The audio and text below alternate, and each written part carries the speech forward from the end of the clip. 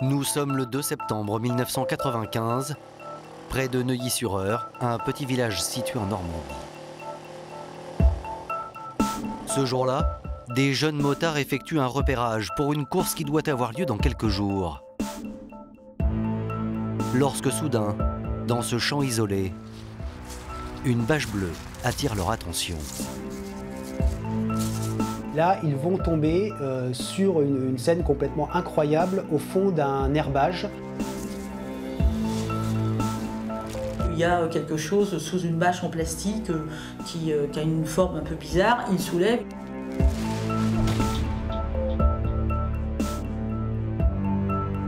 Il y a deux cadavres qui gisent dans l'herbe de rue. Les corps ont été brûlés dans un endroit à l'écart. Cela ne fait aucun doute, il s'agit d'un double meurtre. Les gendarmes sont prévenus et procèdent aux premières constatations. Les deux victimes sont méconnaissables. Leurs visages sont calcinés, leurs mains brûlées, comme si on avait voulu retarder leur identification. Cependant, les enquêteurs ne vont pas tarder à comprendre qui sont les deux victimes.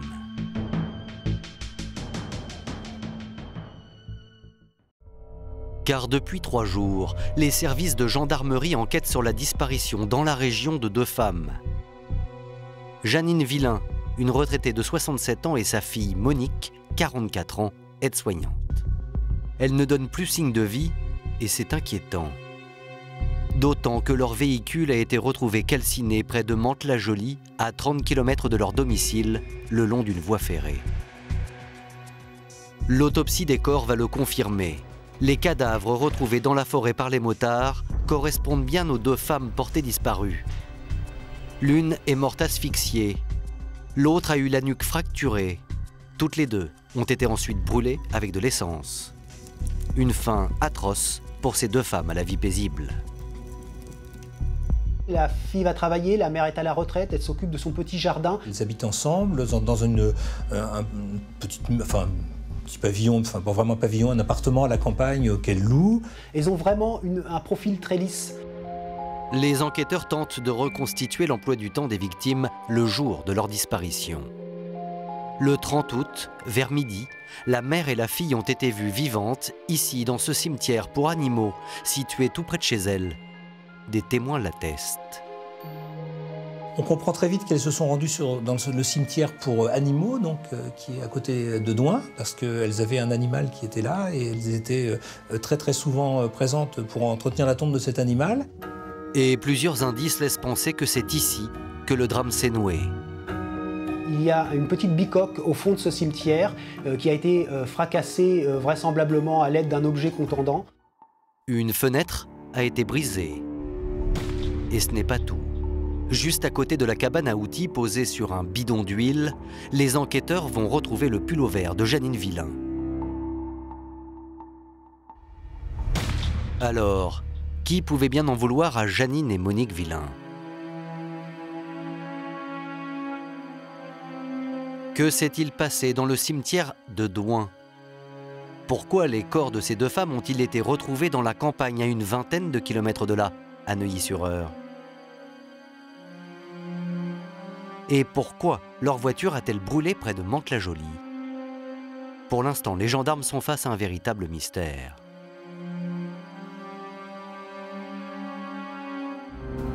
En l'absence de pistes évidentes, les gendarmes cherchent d'abord à en savoir plus sur l'entourage de Jeannine et Monique Villain. Elles n'ont pas d'argent chez elles, pas de bijoux, pas de choses de valeur. Elles n'ont que ce qu'elles possèdent et puis d'ailleurs un tout petit héritage. On ne voit pas très bien qui aurait pu leur en vouloir et elles n'ont pas a priori d'ennemis. Pourtant, un membre de la famille commence à intriguer les enquêteurs. C'est le fils de Jeannine et le demi-frère de Monique, avec qui elles sont brouillées depuis une dizaine d'années. Cet homme s'appelle Michel Villain. Michel Villain, à l'époque, a une quarantaine d'années. Il vit de façon un peu marginale, dans une caravane, dans la campagne. C'est quelqu'un qui est un peu en marge de la société, mais qui s'occupe de sa fille, qui l'emmène à l'école, etc. On a une personnalité, il est vrai, marginale, quelqu'un qui a eu des problèmes d'alcoolisme, des problèmes de violence. Et donc tout ce contexte fait que Michel Villain va devenir très vite un suspect. Pour les gendarmes, Michel Villain a donc le profil idéal. Mais en l'absence de preuves, l'homme est laissé en liberté. En tout cas, pour l'instant. Mars 1998, 2 ans et demi plus tard. Alors que l'enquête est au point mort, les gendarmes recueillent un témoignage plutôt embarrassant pour Michel Villain. Les gendarmes vont entendre dans le cadre d'une autre affaire, le fils de M. Villain. Christian Villain va être interpellé pour une petite histoire de vol par les gendarmes. Et au cours de la garde à vue, il va dire « mais moi j'ai des choses à vous dire sur mon père, sur quelque chose de beaucoup plus grave ». Devant les enquêteurs, le jeune homme explique alors que son père lui aurait avoué avoir tué Janine et Monique. La compagne du fils elle va être beaucoup plus ferme et dire mais moi j'ai entendu M. Villain reconnaître qu'il avait tué sa mère et sa sœur. Et le jeune homme de poursuivre. Si son père a tué sa mère et sa demi-sœur, c'est uniquement pour des besoins financiers. Il était l'unique héritier de la famille. D'ailleurs, chose troublante, quelques mois après le double meurtre, Michel Villain a changé de train de vie. Il utilise et dépense immédiatement cet argent pour partir en voyage de noces avec sa nouvelle compagne à Venise. Alors ça, c'est quelque chose qui va lui être reproché éternellement. On va lui dire, Monsieur Villain, vous tuez votre mère, vous tuez votre sœur, vous empochez l'héritage, vous touchez l'argent de la commission d'indemnisation des victimes, et avec ça, qu'est-ce que vous allez faire avec ça? Vous partez à Venise et vous achetez une maison. Michel Villain aurait donc un mobile. Mais c'est un détail anodin qui va définitivement faire basculer le sort de cet homme, la couleur de sa voiture. Au cimetière, un témoin explique avoir vu le jour de la disparition des deux femmes une Volkswagen noire. Et justement, Michel Villain possède une voiture noire. Seulement, c'est une Talbot. Cela devrait l'innocenter? Bien au contraire. Les gendarmes vont faire un truc extraordinaire, c'est qu'ils vont faire un document photo en mettant face à face les deux voitures, une Golf et une Talbot, deux profils, alors profil ça se ressemble toujours un peu les voitures, de dos, etc. Et de conclure sur cet examen comparatif des deux véhicules, en fait c'est des voitures qui sont pratiquement similaires. Donc le témoin a pu se tromper en disant j'ai vu une Golf alors qu'il avait vu une Talbot. Michel Villain est placé en garde à vue. Face aux enquêteurs, l'homme détaille son emploi du temps le jour du crime. Il explique s'être rendu avec sa fille chez un dentiste à Évreux, car elle souffrait d'une rage de dents. Mais à quoi tu joues? À ma demande, on va interroger le dentiste et sa secrétaire qui vont confirmer tout à fait avoir vu M. Villain et sa fille. Seulement, l'agenda du dentiste ne garde aucune trace de ce rendez-vous. Et pour cause, il s'agissait d'une urgence. Michel Villain raconte aussi qu'il s'est rendu au tribunal ce jour-là. Mais là encore, manque de chance, rien ne vient attester sa présence. Il se rend au palais de justice pour consulter un avocat, commis d'office. Sauf que là encore, il n'a pas pris de rendez-vous, il était passé par l'ordre des avocats, il avait une consultation gratuite, on lui avait dit allez voir tel confrère, il est rentré chez le confrère, quelqu'un l'a reçu pour le renseigner et il n'y avait aucune trace de date. Les différents alibis du suspect ne tiennent pas. Pour les gendarmes, c'est la preuve flagrante de sa culpabilité. Les enquêteurs pensent que Michel Villain leur ment, qu'il se fabrique un alibi, mais qu'en réalité, c'est lui l'auteur du double meurtre. Michel Villain a beau clamer son innocence et crier à l'erreur judiciaire, rien n'y fait. Il est mis en examen et écroué.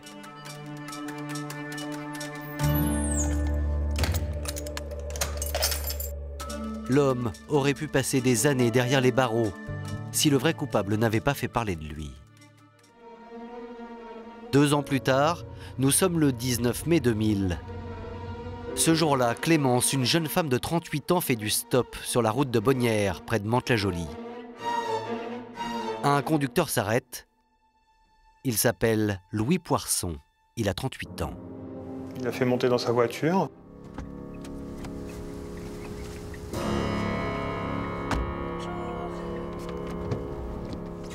Il lui dit juste qu'il a besoin, avant de la conduire à Vernon, d'aller déposer des affaires, parce qu'il travaille dans une ferme en tant que tailleur de pierre à Bonnières.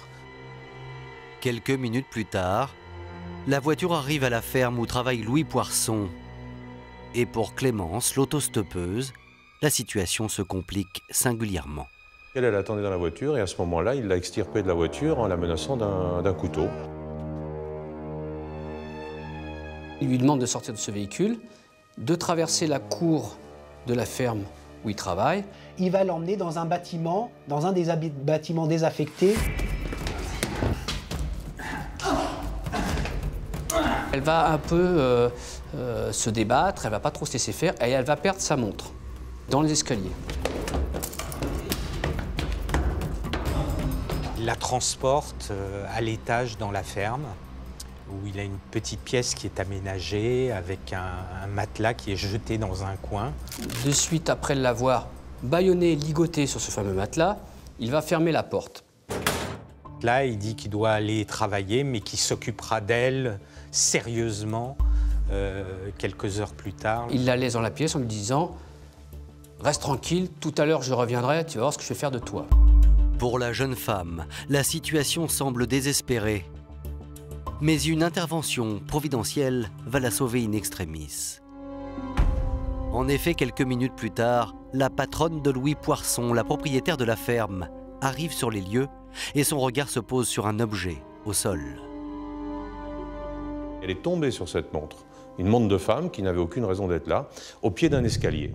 Et la curiosité l'a poussée à monter en haut de cet escalier, d'ouvrir la porte. Et là, elle trouve cette jeune femme complètement ligotée.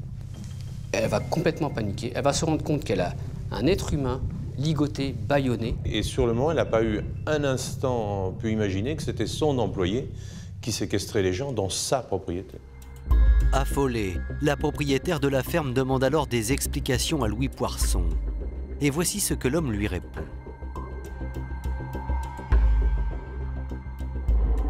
Je ne lui ai rien fait, je la raccompagne, n'appelez pas les gendarmes. Il va détacher la jeune femme kidnappée. Et il va proposer de la raccompagner. Il va même d'ailleurs la raccompagner en voiture chez elle. Il y a un miracle là, parce que Poirson aurait très bien pu réagir très différemment et tuer et sa patronne et la personne qui l'avait séquestrée. Fait incroyable, le ravisseur raccompagne donc sa victime à son domicile. Mais sa patronne reste inquiète. Elle appelle Poirson sur son téléphone portable alors qu'il est en voiture avec Clémence à ses côtés. L'homme semble calmé et se montre plutôt rassurant.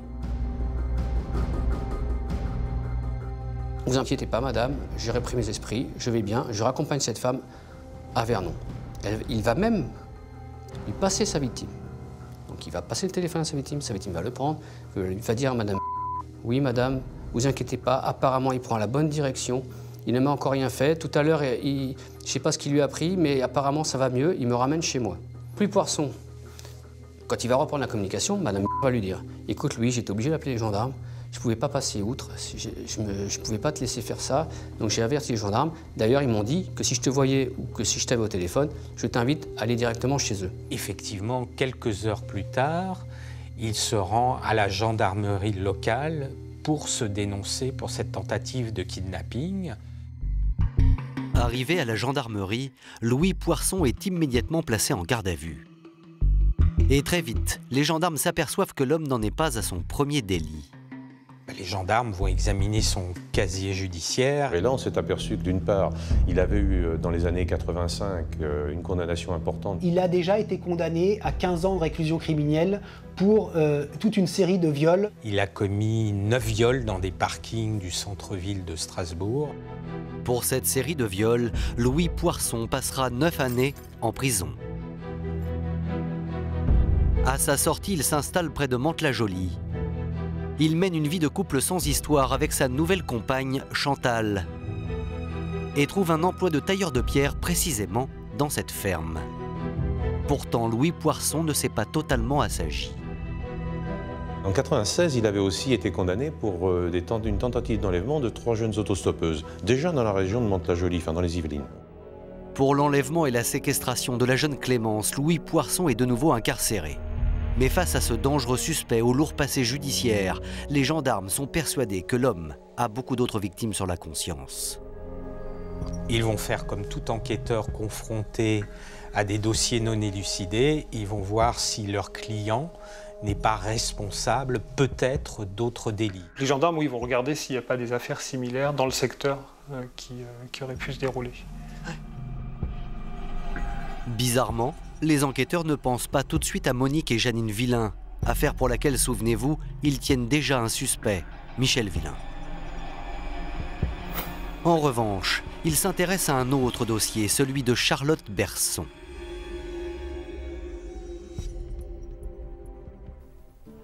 Nous sommes en octobre 1999. Un chasseur retrouve cette vieille dame âgée de 79 ans, morte dans une forêt près de Mantes-la-Jolie. La particularité, c'est qu'elle a la tête qui repose sur un parpaing et on a l'impression qu'elle a été posée délicatement, je dirais. Charlotte Berson avait disparu un mois plus tôt, alors qu'elle se promenait dans les environs de Pacy-sur-Eure, une petite ville où Louis Poirson a habité quelques années.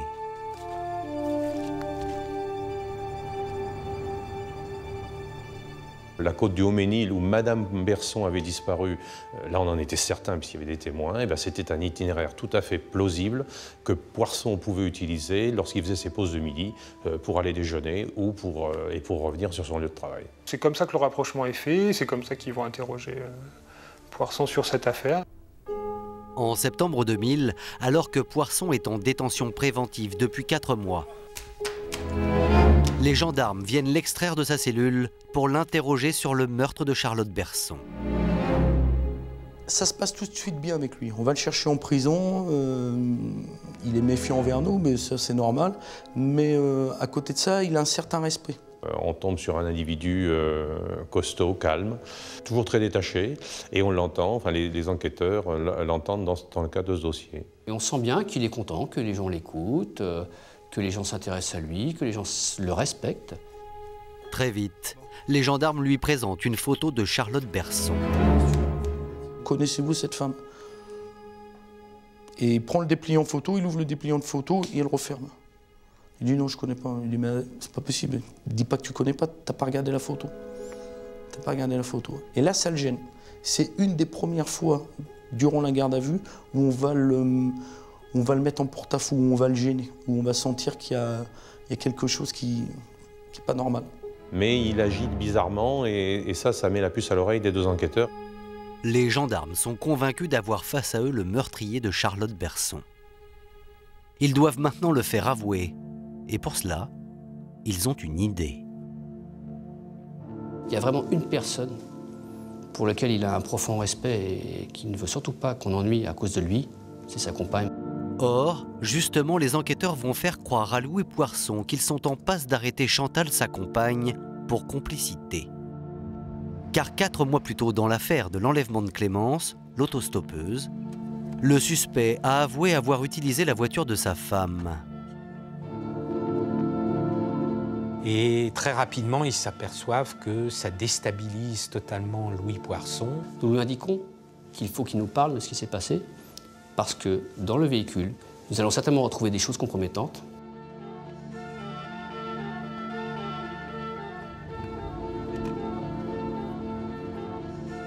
Au bout d'un moment, il va nous dire « Bon, c'est bon, je vais te raconter ce qui s'est passé, simplement tu vas pas me croire ». Pour éviter que sa femme ne soit placée en garde à vue, Louis Poirson passe aux aveux et reconnaît avoir tué Charlotte Berson. L'homme raconte froidement aux gendarmes comment il a croisé le chemin de cette vieille dame un jour de septembre 1999.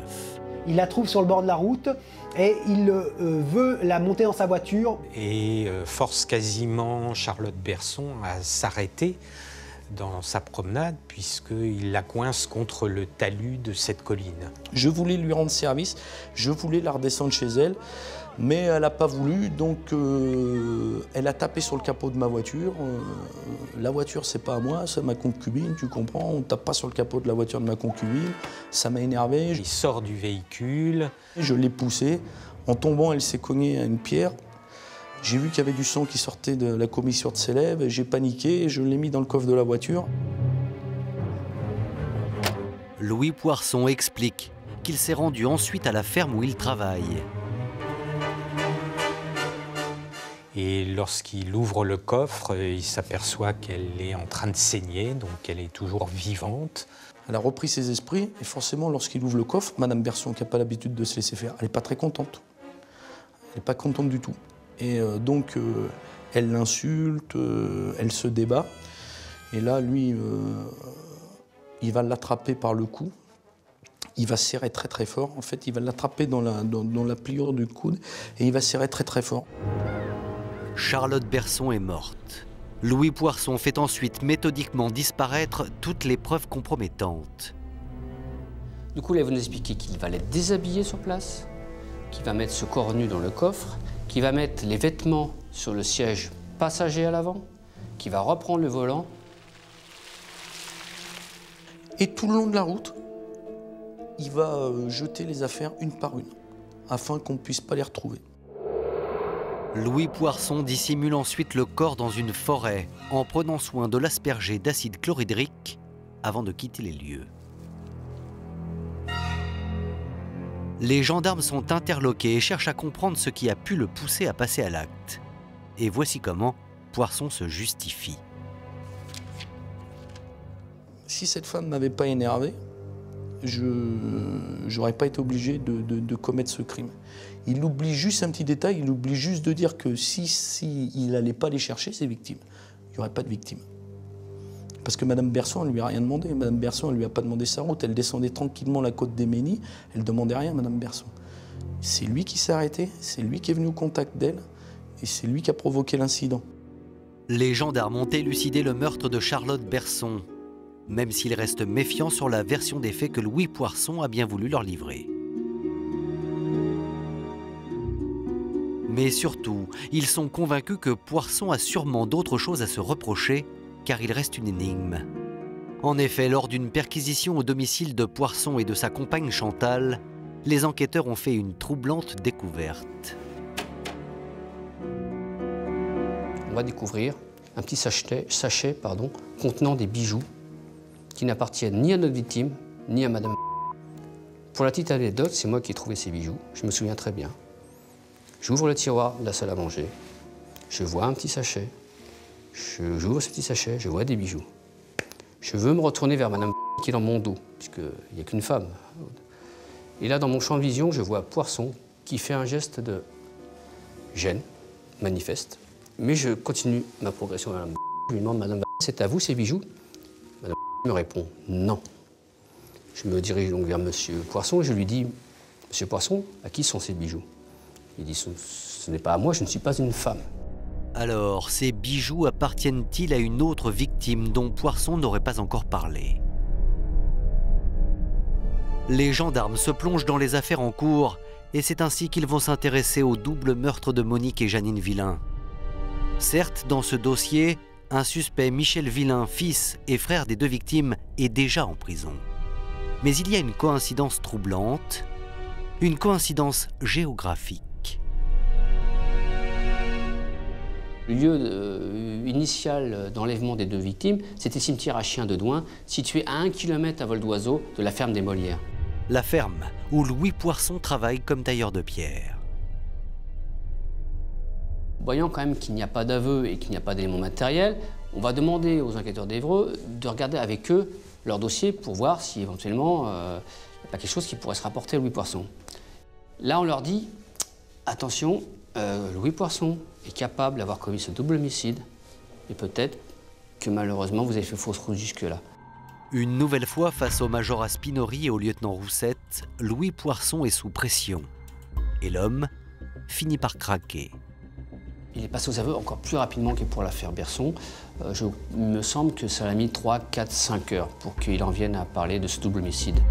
Poirson va raconter ce qui s'est passé ce 30 août 1995. Vers midi, il se rend dans un bar situé à quelques kilomètres du cimetière pour animaux de Douin. Ce jour-là, il est seul. Il prend un café, lorsque soudain sa tranquillité est troublée par les aboiements incessants d'un chien. Et là, il doit y avoir un client ou une cliente avec un petit chien, et le petit chien, il aboie.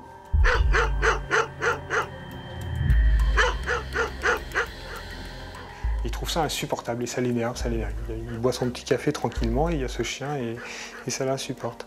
Donc il sort du café et il sait que pas très loin, à quelques kilomètres, il y a un cimetière pour animaux. Il va décider, dit-il, de se rendre directement au cimetière à chiens de Douin, comme il l'appelle, pour y briser des tombes. Simplement comme ça, pour passer ses nerfs sur les chiens, parce qu'il trouve ça idiot, les gens qui adorent les animaux.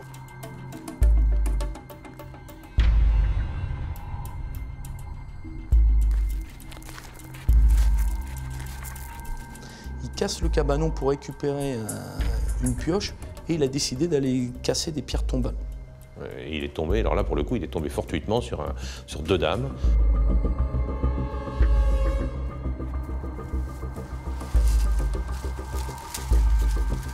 Janine et surtout Monique Villain, la fille, Qui l'ont menacé de le dénoncer à la gendarmerie compte tenu des dégradations qu'il avait commises au cimetière. Il explique que lui, quand il entend le mot gendarme, tout de suite ça lui fait penser à prison. Ça a eu le don d'énerver Poisson. Ces femmes, elles crient, elles l'énervent. Il va un peu paniquer, c'est tout le moins ce qu'il dit. En tout cas, il va vouloir les empêcher d'alerter les gendarmes. il décide à ce moment-là de kidnapper les 2 femmes.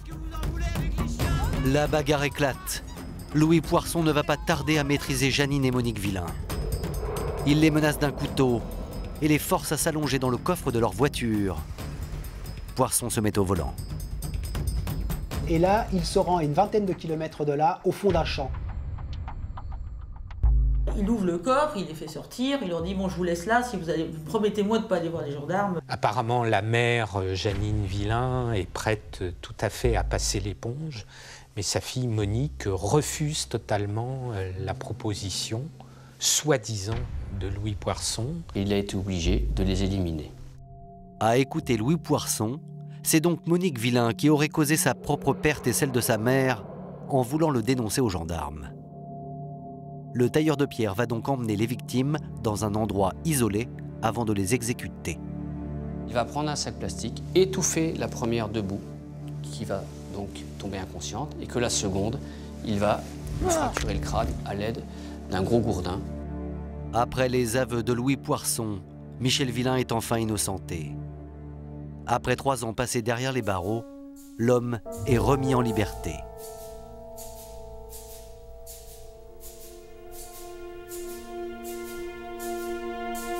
Louis Poisson, quant à lui, est reconduit en cellule. Durant notre transport à la maison d'arrêt de Bois d'Arcy, je me suis retourné vers lui et je lui ai demandé textuellement « C'est bon, tu as libéré ta conscience ?» Et là, Louis Poisson m'a dit « Quelle conscience ?» Les enquêteurs en sont persuadés. Louis Poisson a d'autres morts sur la conscience. Car il y a toujours ces bijoux retrouvés au domicile de sa compagne. Ils n'appartiennent ni à Janine, ni à Monique Villain, ni même à Charlotte Berson. Alors, à qui sont-ils? Pour nous, il faut travailler sur ces bijoux parce que peut-être nous pourrions identifier une autre victime. Les enquêteurs vont à nouveau éplucher toutes les affaires de disparition et ils vont taper dans le mille. Un bracelet retrouvé au domicile du suspect est formellement reconnu. Il appartient à une femme de 73 ans, portée disparue depuis 1 an et demi, Lucie Femme. Un beau matin, cette dame a quitté sa maison de retraite à Mantes-la-Jolie et on ne l'a plus jamais revue. Pourquoi les bijoux d'une dame qui avait disparu pouvaient se retrouver dans la commode de la concubine de Poisson à Mantes-la-Jolie? Cette question, les gendarmes vont la poser à Louis Poisson. Et face aux preuves, il ne va pas résister longtemps à la pression. Que nous lui avons mis la photo de Madame Femme devant les yeux, très rapidement, et on est venu à nous dire qu'effectivement, c'est une femme qu'il avait croisée au mois d'avril 1999 et qu'il avait tuée accidentellement. Louis Poisson, que l'on voit ici sur ces images, va conduire les gendarmes à l'endroit où il a enterré le corps. C'est à la ferme des Molières, son lieu de travail.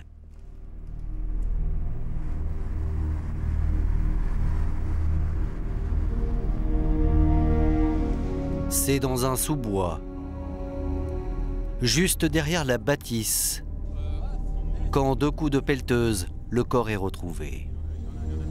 Stop. Arrête-toi là. Il dit de l'avoir mis comme ça. Ah, on touche à rien? Il savait exactement dans quelle position elle était, où elle était, très précis. Une fois qu'il nous a montré l'endroit où était le corps de Madame Femme, il s'est mis en retrait, mais totalement détaché, absolument insensible à tout. Je pense qu'il n'avait pas l'ombre d'un remords ou d'un regret. Les enquêteurs veulent des aveux circonstanciés. Louis Poirson est ramené à la gendarmerie. Car pour l'instant, le tailleur de pierre a avoué avoir tué Lucie Femme par accident. Or, Daniel Roussette et Thierry Aspinori, les deux enquêteurs, pensent qu'il s'agit d'un meurtre. Pour nous, c'est pas accidentel. Je tuais volontairement, Laurent. Ah oui? Ces images sont exceptionnelles. Elles ont été tournées par une équipe de télévision. On y voit Louis Poirson de dos face aux gendarmes lors de sa garde à vue. Pour que la garde à vue se passe bien, et ben le tutoiement sur cette affaire, on l'a préféré au vouvoiement. D'ailleurs, ça nous a bien servi. Dis-nous carrément la vérité, si t'as fait autre chose. La vérité, non, il n'y a rien eu d'autre. La vérité, c'est que tu veux pas avouer tes pulsions. Des pulsions de meurtre. Des pulsions d'énervement et je l'ai poussé. Des pulsions de meurtre, pas d'énervement. Non, pas de meurtre. Si. Pas une pulsion de meurtre. Des pulsions d'énervement, voilà comment, une fois de plus, Louis Poirson explique ses meurtres. Et selon lui, c'est parce que Lucie Femme a uriné sur son siège dans la voiture qu'il l'a tuée.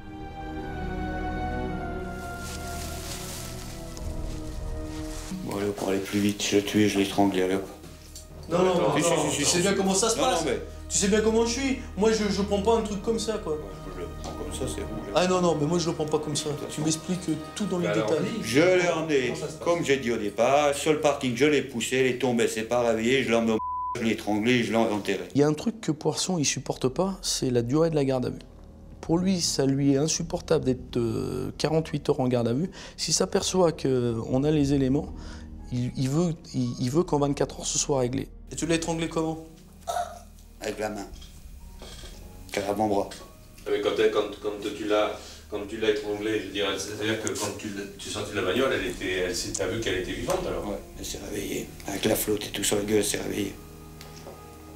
Et qu'est-ce qu'elle a dit quand elle s'est réveillée? Ouais. Cool. Hein? Elle me demandait ce qu'elle faisait là. Ouais. C'est tout. Bon. Mais alors... t'aurais pas pu la laisser partir? Et pourquoi tu l'as pas ramenée à... J'ai eu peur, c'est tout, je l'ai étranglé. T'as eu peur de quoi? De la ramener comme ça. À chaque fois qu'il est passé aux aveux, du coup, il baissait la tête et il parlait beaucoup plus doucement. Il avait un ton beaucoup moins important, il avait une cadence, un rythme beaucoup moins important. On sentait bien qu'il reconnaissait les faits comme un petit enfant qui reconnaissait une bêtise. À ce moment-là, elle s'est été relevée, là, et je lui ai montré la tache sur la voiture. Pourquoi? Pour bien lui montrer, je disais c'est pas grave, j'étais énervé, je disais quoi c'est pas grave, je dis c'est pas ma voiture, ça c'est sale, non c'est pas grave, ouais bien sûr. Lui montrer que ce qu'elle avait fait... Soi-disant était pas grave pour elle, pour moi c'était grave. Donc j'ai gesticulé, puis baragouiné, puis j'ai serré. Jusqu'à ce qu'elle soit étouffée et morte. Mais moi je veux savoir comment t'as serré. J'ai pris le matériel, j'ai serré. T'as pris quel bras? Mais le droit. Pour lui c'est naturel de refaire devant eux, avec sa propre participation, le geste, et donc il va inviter un de mes camarades à venir devant lui pour montrer cette fameuse clé de bras. Chose incroyable, pour mieux expliquer aux enquêteurs comment il s'y est pris pour tuer Lucie Femme, Poirson propose à un gendarme de jouer la victime. C'est ça, mettez-vous là 2 secondes, on ira plus vite. Bon, l'avant-bras. Mettez-vous là 2 secondes, on ira plus vite pour comprendre. Attends, je vais le faire moi, mon collègue, tu vas me dire si c'est ça. Ben non, je vais le faire si vous voulez, le geste il sera plus facile. Admettons-vous d'être tourné là. Je l'ai chopé comme ça, bon il est un peu grand. Je l'ai chargé, je l'ai amené à la voiture comme ça, j'ai montré pas grave, machin, et après je me suis mis derrière et clac, j'ai serré. Voilà. Okay. Et mon collègue il me regarde et me dit, ah effectivement quoi, pour femme elle ne peut pas résister quoi, parce que il a une force incroyable. Janine et Monique Villain, Charlotte Berson, maintenant Lucie Femme, Louis Poirson vient d'avouer son 4e meurtre. Après avoir été dans sa jeunesse un violeur en série, Louis Poirson est désormais ce que l'on appelle un tueur en série. Le procès d'un tueur en série devant les assises de l'Eure, Louis Poirson, qui a déjà reconnu 4 meurtres, comparaît cette fois pour l'assassinat d'une mère et de sa fille. 23 septembre 2002, cour d'assises de l'Eure. Louis Poirson est jugé pour le double meurtre de Janine et Monique Villain. C'est dissimulé sous une veste de policier que l'accusé fait son entrée dans le palais de justice d'Évreux. Mais ce jour-là, c'est surtout vers un autre homme que se tournent toutes les caméras, Michel Villain. Cet homme qui se tient sur le banc des familles des victimes a passé près de 3 années derrière les barreaux pour le double meurtre commis en fait par Louis Poirson. 3 ans de cauchemar et une erreur judiciaire évitée de justesse. C'est plus qu'un cauchemar. Au début, moi, quand ils m'ont arrêté, je pensais tout simplement que c'était encore une erreur ou des trucs comme ça. Je dis, bon, bah, il y en a pour 48 heures, c'est tout, puisque j'avais été interrogé avant. Mais je ne m'attendais pas à ce que ça dure si longtemps. Oui, c'est impossible, de toute façon, on ne peut pas oublier. Il a pratiquement tout perdu. Hein. Alors, il a perdu sa liberté pendant des mois, il a perdu sa fille, qui vivait avec lui à ce moment-là. Son fils, il n'y aura plus jamais de relation possible avec son fils qui l'a accusé, sans l'accuser tout en l'accusant, enfin bref, qui a mis l'enquête à ses trousses en fait. Hein. Et il n'a plus que sa compagne. Ce fils qui, souvenez-vous, avait accusé son père d'avoir tué Janine et Monique. Et s'il a inventé toute cette histoire, c'est simplement parce que son père, Michel Villain, refusait de lui donner de l'argent. Le procès de Louis Poirson, c'est donc celui de la réhabilitation de Michel Villain, qui attend que la justice soit faite pour retrouver son honneur. Louis Poirson va même s'excuser, mais à sa façon. Disons qu'il m'a fait des excuses pour ce qu'il m'a fait pour les 3 ans de prison inutile. Il n'a même pas fait une excuse pour ma mère, ni ma sœur, ni quoi que ce soit. Après 2 jours d'audience, le verdict tombe. Louis Poirson est condamné à la perpétuité. Michel Villain et sa femme sont soulagés. Je veux dire, quand c'est fini, je suis bien content. C'est le sourire là sur votre visage. Oui, ça y est, c'est fini. Disons, il n'a pas eu la sûreté, mais la sûreté, étant donné qu'il a encore 2 affaires sur le dos, la prochaine fois, il va la ramasser d'une manière ou d'une autre. Le procès d'Évreux n'a pas permis de percer complètement le mystère Louis Poirson, cet homme qui dit tuer parce qu'on l'a énervé. Son second procès permettra-t-il de lever le voile? Cette fois, c'est devant la cour d'assises de Versailles que Louis Poirson va être jugé le 2 février 2005. Il comparaît pour la séquestration de Clémence et 2 meurtres, ceux de Charlotte Berson et Lucie Pham. Dès le premier jour du procès, les experts psychiatres sont formels. Louis Poirson n'est pas fou. Louis Poirson ne présente aucun signe d'une maladie mentale connue. Donc, ni maladie de l'ordre de la psychose, la schizophrénie, le délire chronique, ni trouble majeur de l'humeur, comme ce qu'on appelle maintenant les troubles bipolaires. On peut le dire de façon encore plus simple, aucune maladie mentale répertoriée qui relève de la psychiatrie lourde. Non seulement Louis Poirson n'est pas fou, mais les premiers témoignages sur l'étude de sa personnalité brossent le portrait d'un compagnon idéal, d'un employé modèle même. Poirson, c'est un grand sentimental. Hein. Lorsque vous entendez sa concubine, elle dit c'est pas possible qu'il ait tué des femmes. Cet homme, il se lève le matin, il m'amène le petit déjeuner au lit, le dimanche il va faire le marché, il me ramène des fleurs, il fabrique lui-même des jouets aux enfants. Cette dame, elle garde des enfants qui ont des problèmes. Et donc, il n'y a jamais de problème avec les enfants, il ne s'énerve pas, il leur fait faire du bricolage, il leur fait des Mickey sur des planches en bois et tout. Et dès qu'il y a un lien affectif avec quelqu'un, je pense que Poirson, il n'est pas capable de tuer. Il a sa vie tranquille, calme, avec sa compagne, et à côté, il y a le Louis Poirson qui part sur les routes et qui tue. Je crois que c'est le propre des tueurs en série, quoi, la double personnalité, justement. Pour tenter de se justifier, Louis Poirson évoque sa jeunesse. C'est là qu'il aurait puisé sa violence. Une enfance malheureuse, comme le confirme à l'audience l'une de ses sœurs.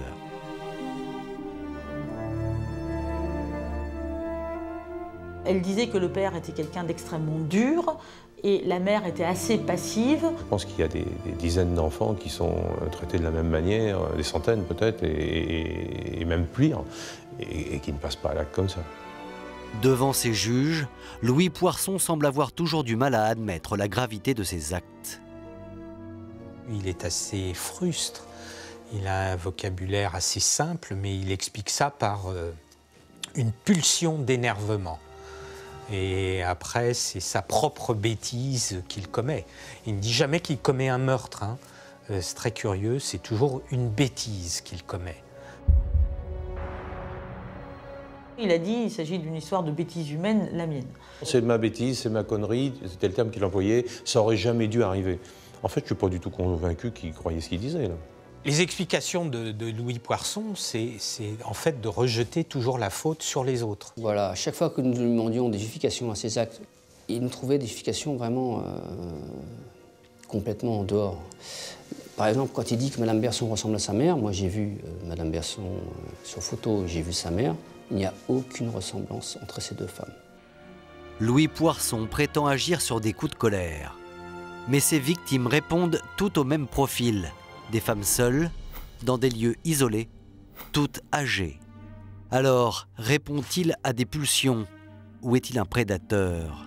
Non, il ne se considérait pas comme un tueur en série, puisque dans son esprit, le tueur en série était quelqu'un qui préparait, qui anticipait ses meurtres. C'est souvent notre cas d'ailleurs, hein. Il a toujours une explication, entre guillemets, plausible pour expliquer le déchaînement de violence. Voilà, qui est toujours une contrariété en fait. Voilà, quelque chose qui le contrarie très fortement.